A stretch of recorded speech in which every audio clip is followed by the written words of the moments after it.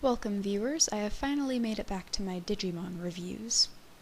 Now I hinted in my review for 02 that I have a pretty negative opinion of Tamers, but I don't hate Season 3. Of the 4 seasons of Digimon that I've watched so far, it is my least favorite, but I loved Tamers as a kid, and I'm not surprised because this season was set up and marketed very well. I'm going to warn for spoilers here as well as apologize if the construction of this review seems a little choppy.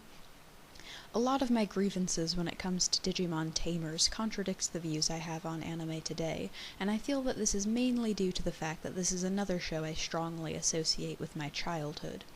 In the case of Adventure, this association represented itself through shameless bias.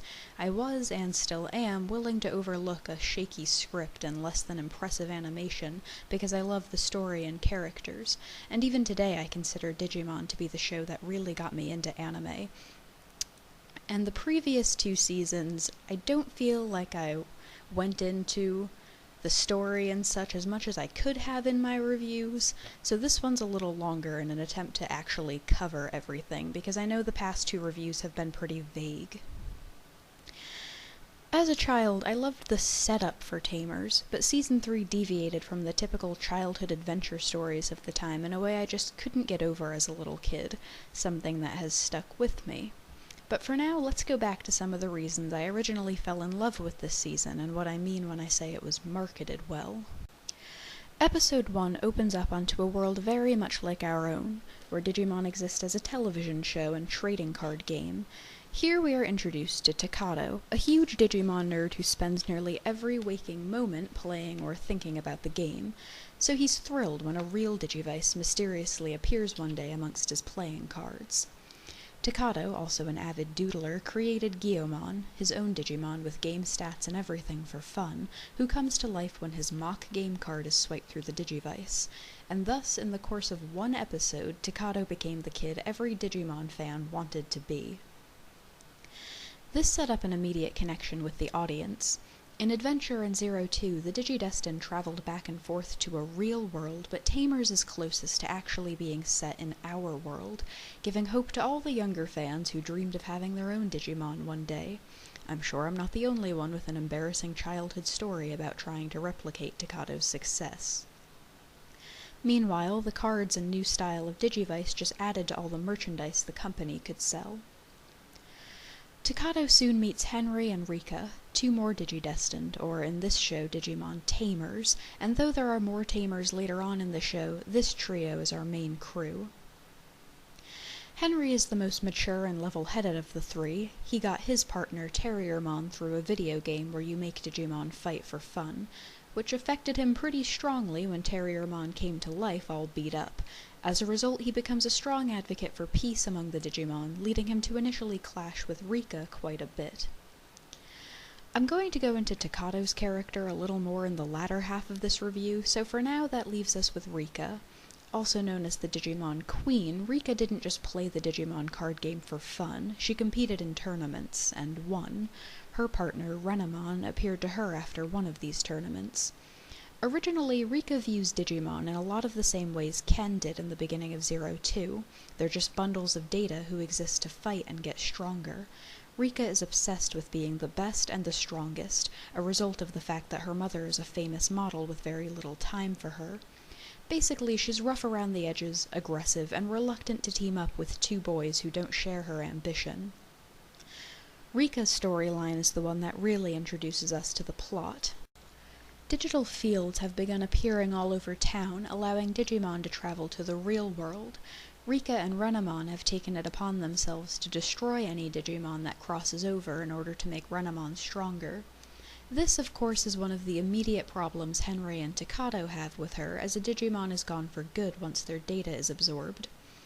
The beginning of Season 3 is largely a question of morals, but they soon learn they have to fight in order to protect their world and each other. Around the same time, they meet Yamaki, who runs Hypnos, a company that's been monitoring the Digimon coming through the digital fields. Hypnos' goal is to destroy the Digimon and the digital world altogether. However, his plan backfires, and a Digimon uses Yamaki's program to create the strongest digital field yet. And this would probably be a good time to introduce Calumon. As well as being the most adorable thing in the history of existence, Calumon is a free-spirited little Digimon who wanders around the city without a tamer. He's playful and childlike, but arguably the most powerful one there. Calumon's presence gives the other Digimon the ability to digivolve. There's also Impmon, a practical joker who used to have a partner. 2 of them, actually. Impmon's tamers were a pair of bratty siblings who were too young and irresponsible to really appreciate having their own Digimon. Impmon runs away from them and becomes obsessed with becoming powerful enough to digivolve without a tamer. Anyway, in this digital field, the kids meet the first of the Devas, 12 Digimon who serve the Digimon's sovereigns, whose goal is to take over the human world. And it's this threat, and the need to rescue Calumon, that finally brings our heroes to the digital world. And this wasn't something I expected to complain about early on. In the past, the Digidestined having to juggle real-life problems as well as their digital ones was one of my favorite parts of the series. And I did like a lot of it. It added to this season being more realistic, showing so much interaction with the kids' families and even their teacher. But while there weren't any actual filler episodes, it did get a little slow from time to time, with nearly entire episodes dedicated to things like finding a place to hide Guillaumon, or trying to figure out a way to make their Digimon de-digivolve. All in all, I would have been willing to sacrifice a few episodes if it meant the Tamers would have gotten to the digital world before the season was half over. But as I kind of got off track with the story, there were other things I liked about this season. The fight scenes in general got more complex. It was no longer one big attack could destroy every enemy. They instituted the card game aspect of the story so that the Tamers could give their Digimon upgrades mid-battle. On top of that, the Digimon were better developed in general. In the past 2 seasons, the partners all kind of had the same personality. In this season, the Digimon were as unique as their tamers, and Terriermon is still my favorite partner across all the seasons. Anyway, our main trio, plus 3 of Takado's friends, Kazu, Kenta, and Jerry, have finally made it to the digital world, which is a much darker place than it's been in past seasons. They are soon joined by Susie, Henry's little sister, and all 4 of them eventually get their own Digimon partners. The kids are only in the digital world for about 15 episodes in this season, but a lot happens during this time. The group gets separated and reunited more than a few times. Impmon trades his morals for power. There's another new form of Digivolution where the Tamers are able to fuse with their Digimon. Foreshadowing Season 4, it would seem. They rescue Calumon and work things out with the Digimon sovereigns. But before I discuss the ending, there are a few more things I would like to go over. Namely, the remaining characters. A lot of the things I can appreciate now as an adult were things I really didn't like as a child, and while this mostly applies to the ending, I am talking about Takado too. He's one of my least favorite leaders, largely because he's not exactly heroic. Not like Tai or even Davis, anyway. Digimon Tamers was a lot more realistic, which I can appreciate now, but it doesn't always mesh well with the fact that this is supposed to be a childhood fantasy show. Takado had a sense of adventure and gained some courage by the end, but for the most part his first response to a crisis was to panic and cry, which is pretty accurate. If this really had happened to any of us at that age, chances are we would have also spent the majority of our time running around clueless and overwhelmed. The main problem here is that not all the characters react this way. I was left feeling the same way I did in 02 when Davis became their leader. There were other members of the team who were just more qualified. As for the rest of the characters, I wouldn't have had any complaints if they'd just chosen to downsize the team, but I think I know why things played out the way they did. Season 2 left that awful legacy of how anyone could get their own Digimon partner if they just wished for it strongly enough. But of the other Tamers, Jerry is the only one whose inclusion I can really justify, and that's almost solely for plot development. Kazu, Kenta, and Susie just had no business being there, and I feel like they only were because the creators didn't feel like they could leave anyone out. On the other hand, the parents were a lot more involved in this season, which I really liked. They weren't just more visible, they had their own parts to play. Some of the parents were more effective than the Tamers. Namely, Henry's father. We learn pretty early on that Henry's dad and some of his college friends were responsible for creating Digimon in the digital world. When the funding ran out and they hadn't quite managed to create artificial intelligence, the project was scrapped and Digimon became a game for children. Little did they know they had succeeded, and their program continued to grow on its own. The group is brought back together as adults when the children leave for the digital world, and they're the ones who create a way to get them back home. They're even indirectly responsible for resolving the final conflict.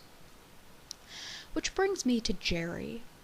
Once the Tamers finally meet with the Digimon sovereigns, they learn that the real enemy is the D-Reaper, another program that was meant to destroy any program that grew past its intended boundaries, only it developed too and decides that the human race has developed too far and tries to destroy the Earth.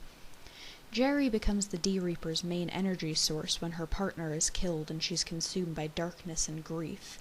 This is the point where she finally gets some character development and her family comes into play. We learn that Jerry's grief for Leomon was just building off of her grief for her mother and her strained relationship with her dad and stepmother. And then comes the ending. As can pretty much be assumed, Jerry is rescued and the D-Reaper is defeated, but their victory comes at a price I didn't expect, especially out of a show that had already taken cheesy happy ending to the next level at the end of Season 2. In fact, 02 and Tamers are both flawed, but in opposite ways. 02 had too much of that "this is a kids show where everyone gets a ridiculously happy ending" essence to it. I really liked all the moral conflicts in Tamers, but the ending tipped the scale to the point where it just got a little too dark. The program Henry's father created to destroy the D-Reaper had a side effect he didn't tell them about. The kids saved the world only for the Digimon to fade away, because they were no longer able to exist in the real world either. All that, just for them to have to say goodbye to their best friends for good. It broke my heart as a little kid. It broke my heart rewatching it as an adult. And it's times like this when I start to feel like a hypocrite. I think Digimon was finally ready to take some risks after its initial success, and most of them worked really well. As I've said before, I really like when a little darkness is thrown into something I expected to be all light and happy and innocent. I liked that this show was mainly focused on moral and emotional conflicts instead of the black and white depictions of heroes and villains that are pretty typical for this genre. And even as a child, I didn't mind that the whole Digimon never really die thing was taken out of the picture almost immediately. I've always felt that the point to which most children's shows feel the need to shelter their viewers is pretty ridiculous. Little 8-year-old me was able to handle the real consequences and tragedy in this show just fine without spiraling into some sort of emotional breakdown. It was just at the end where it started to feel like they were pushing it a little. The D-Reaper's field was something straight out of a nightmare, and having to watch all the Tamers say goodbye to their partners. Digimon Tamers was the first anime that made me cry. Maybe the ending wouldn't bother me if I'd first seen it as an adult, but it is still a kids' show, and I at least feel like a line was crossed with the ending of Tamers. So all in all, I don't hate Tamers. I don't even dislike Tamers. I think it did a lot of things really well, and it will always be a treasured part of my childhood. In fact, after rewatching it, I think I like Tamers better than 02, but that's the thing about taking risks. They don't always go over so well. If you've made it all the way to the end of this review, thank you for watching, and I hope to see you again when I review Frontier.